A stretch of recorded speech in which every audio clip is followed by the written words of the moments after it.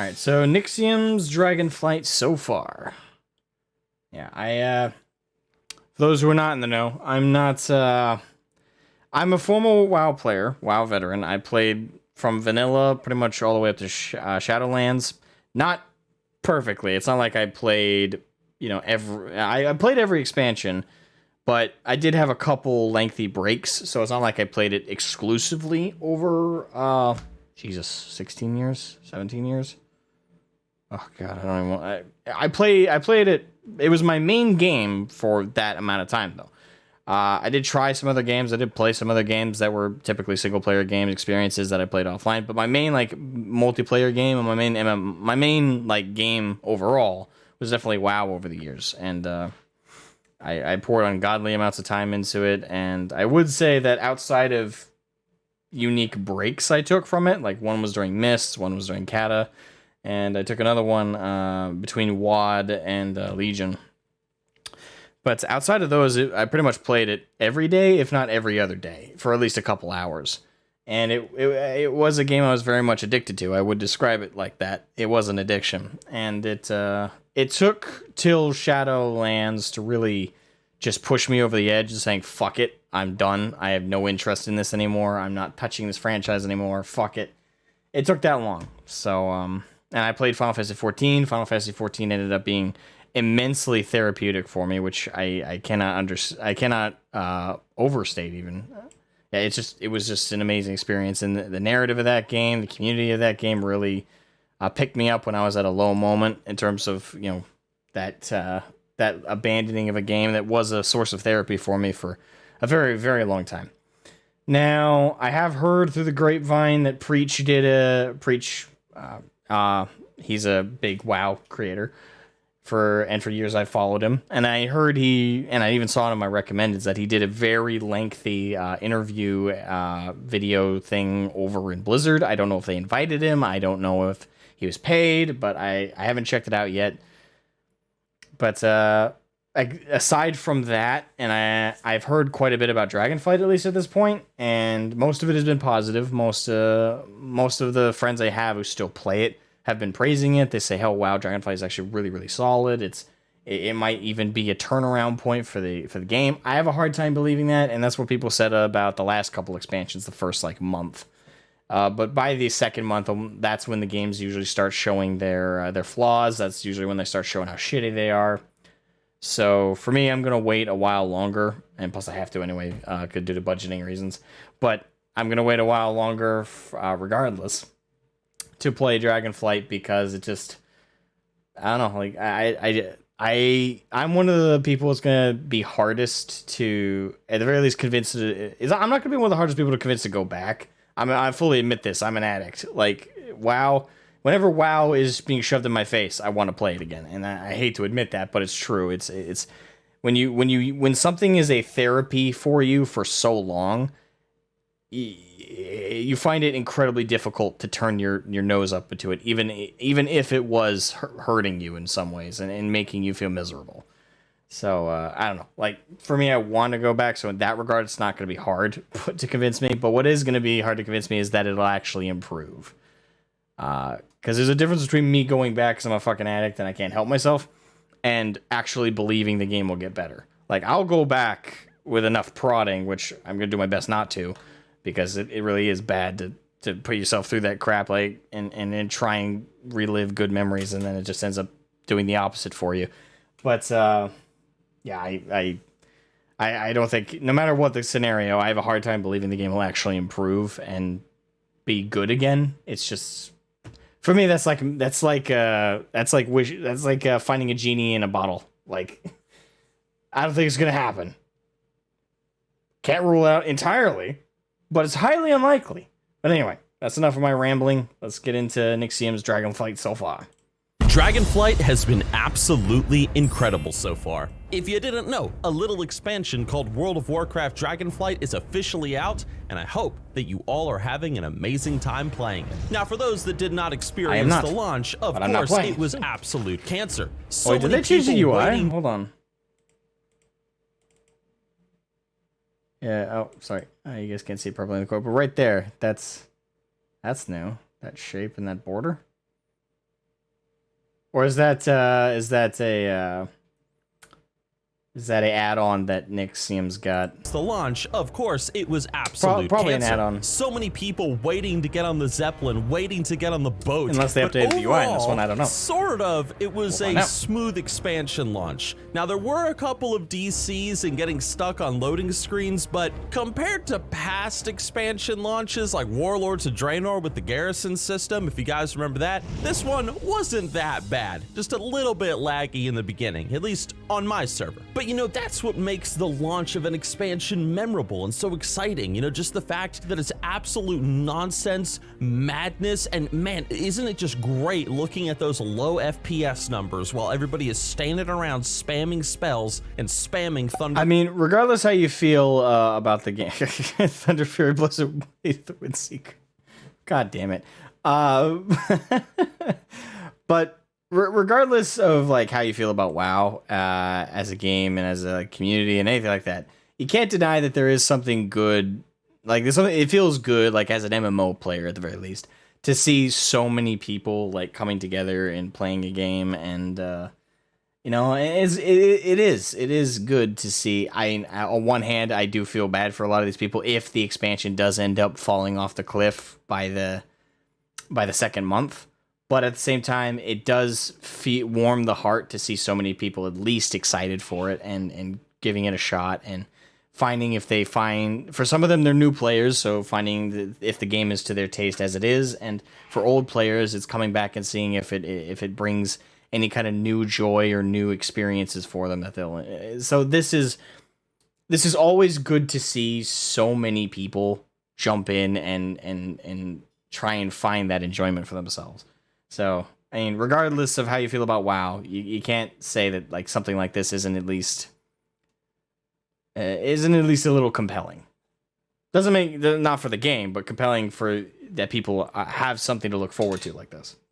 Around spamming spells, even if it is spamming Thunder Fury, Blessed naive Blade of the optimism Windseeker. for a game that's what I'm fucked us talking over about. so much. And so a new adventure has begun, my friends, a new adventure on the Dragon Isles. And let me say, for myself, the expansion has been amazing so far. I'm not that far into it, but it's been great. Now, this might seem a little strange considering that I'm a YouTuber that makes WoW content, but all throughout Dragonflight's alpha and beta, I intentionally kept myself away from spoilers and playing too much of the beta, although I did have access to it. Played a little. Right, actually, that kind of surprised me. I wouldn't have expected Nixium to avoid spoilers. I've not been spoiled on it, but that's because I haven't been paying attention at all. Like, as it is, I avoid any WoW news or WoW-related stuff as much as I can, because again, we got a bit of an addict problem. Like, so you show me WoW, I want to go back. Like, it's like a reflex. Like, it's like waving a Coke bag in front of a Coke addict. It's like, don't do that, please, no. But regardless, like, I don't know anything about the story or what's going on. I know that it's the Dragon Isles, and a friend of mine ruined the fact that. Well, I won't say that just in case it's a spoiler for someone else. But I did get one spoiler from a friend. But outside of that, I just know it's the Isle, dragons, the dragon aspects. There's a new class / race that are related to that, and shit, yeah. Like that, I know like the most borderline amount of information about Dragonflight, but I don't know anything about the story. I don't know anything about the zones, so a little bit, if he mentions but any not of that, much, I'll find because out. I really wanted to go into this expansion just like you guys and experience it fresh. And for that reason, a lot of the stuff that I've experienced in Dragonflight, God, I this didn't music. even know was coming. So nostalgic. All right, Mr. Pickles, are you ready for the ball? Is that a pug? God damn it, Kevin, just fucking throw it. All right. In regards to my first impressions of the Dragon Isles, I absolutely love the scale of this expansion. This Dragon Island feels absolutely massive, and the story, it's simple, it's approachable, it's easy to follow and understand. I love the fact that we've gone back to some God. original It's a Valkyria. Warcraft fantasy. There's a dragon island, we're checking it out. There's these elemental dragons and their followers who want to destroy order because they're in opposition to the Titans. It's perfect because it sets the stage for a perfectly fun expansion. If there is one thing that I can say that the Dragon Isles, at least so far in my experience, does right, it's exploration. I love exploration when it comes to MMORPGs. In fact, it's one of my favorite elements of MMOs. It's why I love games like Star Wars Galaxies or Elder Scrolls Online so much, because I love just being able to go off the beaten path and see what I can find. And Dragonflight has a lot of emphasis on exploration. I do like to hear that. That is good to hear that they are encouraging people to explore, because in the last like 2 expansions, 3 actually, hell 4. What am I saying? Is last shit ton of expansions. Well, WoW is steadily, like, when it comes to its exploration element, it's really kind of tossed that out for doing like world quests and like daily world quests in the zones that you keep walking by, and having to do those for like rewards and shit. That's all that in for me has been put in place of exploration elements and encouraging players to actually look around. Instead, it's like, oh, jump from this point A to point B to point C whenever these new quests, these new timed quests show up, so you can get the rewards, so you can get the borrowed powered system for this bullshit and this bullshit. So I do think that WoW has been really shirking us on exploration elements and encouraging people to actually look around and find stuff and investigate and actually like live in the world a little bit. Like it's mainly just been about grabbing quests, going to point A, point B, point C, point D. You know, for a game so open, supposedly there's such a linear element to it in terms of your motions throughout the game. So, and that's not universal, right? Like there have been some expansions that have done pretty good at encouraging players to explore, but they're like the older expansions, right? Like I can't think of anything impressive that Kata did, but I know Miss had a system in place in the zones, in the new zones then, that encouraged people to look around. Treasure hunting, I think. Although I could be wrong if that was actually for exploration. Because that, now that I think about it, that might have been for like a specific area. But I could be remembering that wrong. But I if I remember it correctly, they did encourage exploration through that element. And there is other spots that they've encouraged exploration pretty well. But it's been a long time. It's been a very, very fucking long time. And they really shirked us on that element. And I love that. So yes, if they really Dragon are Isles are absolutely doing good in massive Dragonflight, and beautiful, that's but in that massive, vast landmass, you have so much to find and to discover. Everything from mining nodes to hidden treasures, artifacts, new toys, just whatever. Exploration is continuously rewarded. One of the things that I've loved the most, especially, is doing professions. Some of the most fun I've had playing this expansion has actually been just leveling up my blacksmithing, flying around and mining nodes, and even finding these caves that you can mine your way into and then find nodes inside. And I think that's awesome. Even dragon flying, which, hey, I did dragon flying in the... That's another thing that WoW's really just been given the middle finger to for a very, very, very long time, has been professions. Like, professions have just been getting shafted for just a long-ass time. So if they're actually incorporating professions into how you explore, not only are they enhancing exploration, but they're finally, like, giving some justification for the people who actually dedicate time to crafting and gathering, because to be honest, outside of just a completionism element, there's not a huge reason to craft and gather in WoW. For years, if you want the best equipment, you have to do LFR. You have to do dungeons. You can't craft the best gear in the game. You can't craft gear that is close to it.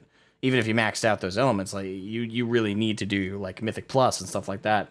So, or heroic, like raids and stuff. So if I hope alongside giving people reason to up their crafting and gathering to actually increase their exploration element, that's cool and all, and that's amazing. But they really also need to do more than that. Like, hopefully they've actually made it so the rewards for crafting and gathering as it is as a system is actually worth it. Because if they haven't done that, if they haven't made crafting and gathering viable for gear that actually matters, then that's going to be upsetting. Because I really have nothing better to say than that, because to be fair, Nixium isn't like giving me that hope, but I don't know. I really hope that they've actually justified the professions in the game, because for the longest time they've meant fucking nothing, to be honest. Beta, that was one of the things I checked out, but I didn't know about this whole relic system where you find the little badges to get like talent points for your dragon flying. You level it up, you get more abilities. I knew nothing about that, so that was a beautiful surprise, and I was like, oh wow, and now I'm just kind of flying around keeping my eyes open. And I do like the fact that they did include that, oh, your dragon senses a relic nearby, or whatever they're called. I like that. So it's like, whoa, where is it? You know, it's fun. I will say one thing though. Any person out there that is using like a treasure finding add-on, like one of those things that shows you where everything is on the map, dude, I feel so damn, I feel so sorry for anyone with that crap installed, because being able to go out and find the little satchels and stuff, it's just been so much fun. So like having that cheat add-on would be really disappointing. Maybe like this. I mean, I will say this as a whole, like that's kind of that. Not that I want to trudge up this debate again, but I will say that when it comes to add-ons and mods for WoW, for any game really, especially for MMOs, I really think they're bad. There's some that are just like harmless ones that just like increase graphics or something like that. But the problem is when we think of like deadly boss mods and stuff like that, add-ons are actively, and I'm pretty sure the WoW devs have actually said this in the past, that they're having to design things in mind with those add-ons being there that are going to affect play. So they have to make them crushingly difficult to kind of combat the people with add-ons, to even make them have a challenge, to give them something to work towards. But you know, there's plenty of reasons lately that have given, especially now that I've also played FF14, where with their policy on add-ons and mods, I do think that maybe WoW should have the same approach as FF14, giving a ban on them. Like in FF14, it's kind of don't ask, don't tell for like something like G-Shade or something equivalent to it, right? But for like any add-ons or mods that affect gameplay or anything like that, they're dead banned. And if you're caught having them, they will the FF14 devs will fuck you up. Like they will toss your ass out of the game. And honestly, I think for WoW's sake, they might want to do that. And I know a lot of players are gonna be pissed at me for saying that, but I stand by it. I really think add-ons are doing a disservice to the game. Like there was a time when they were more of a novelty, but again, the game pretty much is played for you if you have something like deadly boss mods that warns you about a thing that the boss is about to do. And you also have there's a couple add-ons I'm thinking about right now that also really, like the treasure hunting one now, with like that's going to affect people's exploration. Like if the game is designed if Dragonflight specifically is designed around having that as a huge drawing point for not new and old players, is hey, explore the open world. You can actually do that, and it's rewarding now. If you have a treasure finding app, Nixium's right. It's going to ruin the experience for you, and that goes against the design intention of the developers. So you're hindering your own experience because you want to make the game too easy for yourself. So I don't know. Again, I think WoW maybe should take that lead that FF14 has with banning add-ons. I think they should do that as well. And again, I know that's an unpopular opinion. I know there's going to be a shit ton of players who are going to be like, "Fuck no." I guess I have to leave it at that. Like I'm one voice in a crowd of a lot of people on that one. Second playthrough, that'd be fine. But that first playthrough, you better uninstall that thing. Don't use that, because you won't regret it. I've gotten to do my first dungeon, and I did a dungeon on the beta with Krendor back in the day. That's been a lot of fun. I did enjoy the bosses, and overall, I'm enjoying myself after the first day. I'm level 62 right now, so Haven't played that much because yesterday was a little bit of a busy day for me behind the scenes in real life, but overall I've really been enjoying Dragonflight. I don't have anything I can complain about or nitpick, at least not yet, but you know, an expansion really lives Only and 62. dies a lot, not just by the level up experience, but also by the end game, and I'm not there yet, so I guess we'll see what happens Mommy as the Milf road Dragon. goes on. But so far, first impressions are very good. But what about you guys? Have your impressions been good of Dragonflight so far? We're keeping an eye on the comments section down below for this one, because I'm going to be making a video in the future called I Gave Dragonflight a Chance, and we're going to be featuring some of the comments in this video, in that video, so keep your eyes open because you might appear in a Nixium video here very soon. I'm especially curious for those of you guys that had absolutely, like, you guys just went big energy, like, and you're already level 70. What did you think of the level up experience? I just want to know what you guys think about the expansion so far. But either way, guys, I mean, I'm pumped, I'm excited, I'm ready to do more collab content with other content creators, Krendor and stuff, and let's just see what happens and what sort of adventures await us on the Dragon Isles and throughout the course of this expansion. I will say though, it has been a little bit of a struggle, you know, in regards to gold and in regards to gear. If only someone, an ugly, disgusting, red-robed warlock made a video about how to win at World of Warcraft and kick ass. If only so. Okay, yeah. Okay. Good video as always from Nixium. Yeah, that was a really good video. It'll be linked in the description, by the way, so everyone should check that out. Obviously, you know, for every time you watch a reaction to someone's video, watch the original like 100 times. Yeah. So that was his first impressions of Dragonflight. I will say his video took a little bit of a turn when he mentioned he only made it to level 62. I don't know how I feel about that. I don't know how I feel about him only having made it to 62 and giving a first impressions video. At the same time, like, that is the first 2 levels, right? And I don't know how long that took him. Maybe in this expansion is a lot slower of a leveling process. It definitely sounds like, based on his descriptions, he did more than just a couple things. So, and also, to kind of lend credence to it, the first couple hours of something is usually the most important, because if you fuck up the intro to something, then a lot of people won't give the following 20 plus hours of content a shake, right? If you fuck up that initial first impression, that matters a lot. Because it tells people it gives people the idea of whether or not they want to waste their time on this, or if they want to do something else that they will find more rewarding and more fun. So yeah, it's that's the only thing that was kind of like, okay, level 62, okay, not super far in to be giving it first impressions, but at the same time, it's not a huge problem. I've given first impressions with very short amount of time in it as well.